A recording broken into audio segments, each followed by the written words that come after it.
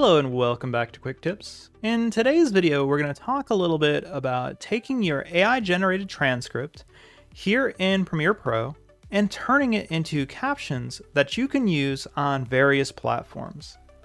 Now, we know that platforms like YouTube and Panopto will automatically add captions to your piece, but generally they're not great. I find captions in Premiere Pro to be much more accurate. To get started, make sure you have your text window open.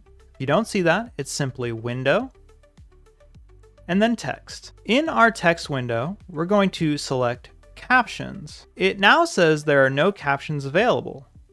All I have to do is select Create Captions from Transcript. I'm going to go with Subtitle Default and choose Create Captions. If I need to modify these captions, I can simply double click on them and edit what it says. If you're paying close attention, you'll notice that it also added a subtitle track down here in our timeline. I don't really want that there, but I'm gonna leave it there for now. I'm gonna choose this ellipse, export, and export to SRT file.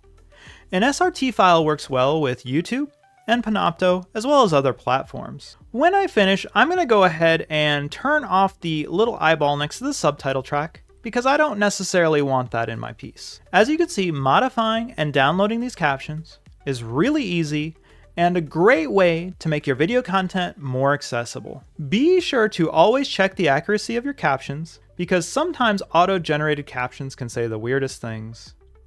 Do you have an example of a weird caption that you've gotten from YouTube or another platform?